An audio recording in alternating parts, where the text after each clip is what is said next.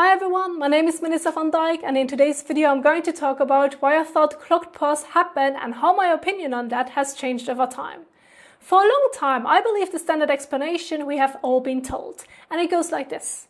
That skin cells slowly build up on the surface of the face. This can happen because our natural cell turnover slows as we get older, or from dry skin or using the wrong skincare products, changes in the environment and certain skin conditions. These dead skin cells then mix with the oil the skin naturally produces, and together they can become trapped inside the pore.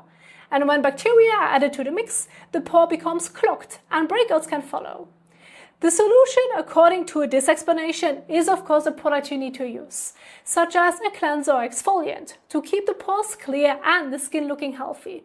It sounds logical and very easy to understand, but the thing is, the whole clogging pores causes breakouts idea is just a theory.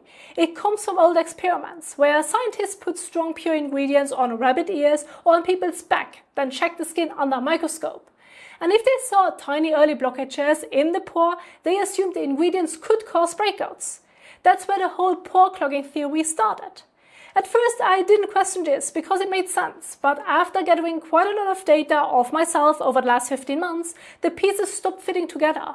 My own observations just didn't match with what this theory predicts, which made me realize we might need to handle the problem in a completely different way, because I think it is wrong and it can be very misleading. And for most, it does not actually solve the problem. And that realization made me think back over my own habits and experiments to see what they could tell me. And to give you some context, especially if you're new here, I stopped washing my face with any products for over a year. I was only rinsing it with water. I also didn't use any other skincare products on my face or body, and yet my skin didn't suddenly fill up with blockages.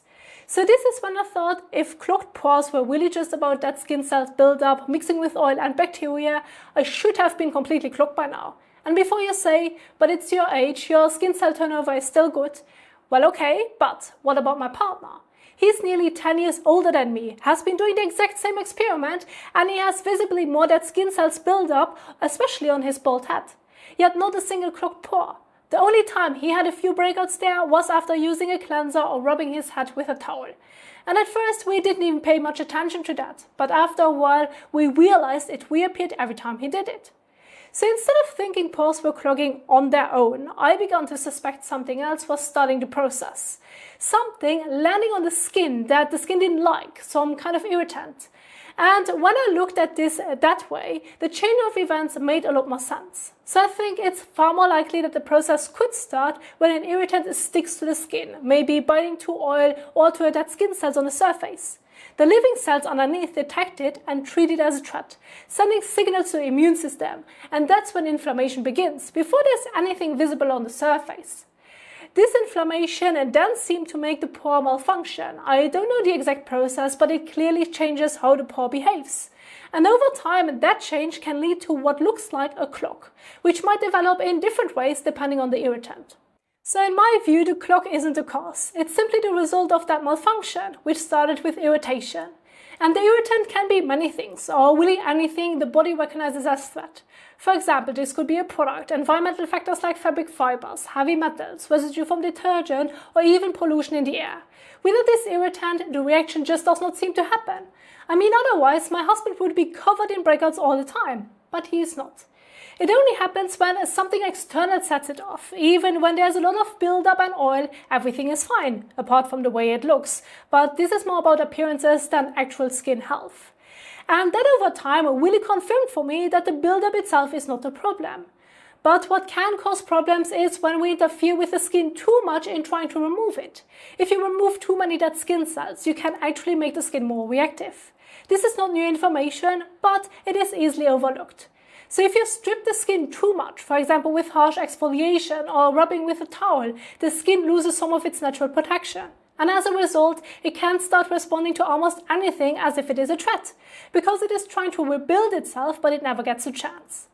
That can lead to constant redness, irritation, or even breakouts, and when this keeps happening over and over again, it can eventually cause damage that the skin cannot fully repair. To me, that is yet another point in favor of the idea that irritation and inflammation comes first, and that the dead skin cells or oils alone do not clog the pores unless there is something in them that is irritating them in the first place and triggering certain processes like oxidation. So instead of asking how can I keep my pores clear by scrubbing and exfoliating them clean, I now ask how can I keep my skin calm so it does not overreact in the first place. That way the skin can focus on what it's supposed to do, protect us. So based on everything I have observed, I think the clogged pore theory needs a serious update and a completely different way of explaining it. But realistically, I do not see this happening anytime soon. It is much easier to market a product as non-comedogenic or will not clog pores than explaining the new logic. And the new logic also makes sales go down. That would mean telling people that they actually need to pay attention to how their skin responds to a product and adjust based on their own reactions, no matter what the label says, whether it claims to be non-comedogenic or will not clog any pores or any other marketing term. So remember that your skin is unique and that it will always tell you what it likes. You just have to observe and listen to it. Alright, that's all for me for today, and I hope that this gave you a new perspective and a reason to look a little closer at the real causes. Thank you so much for watching, and I will see you in the next one.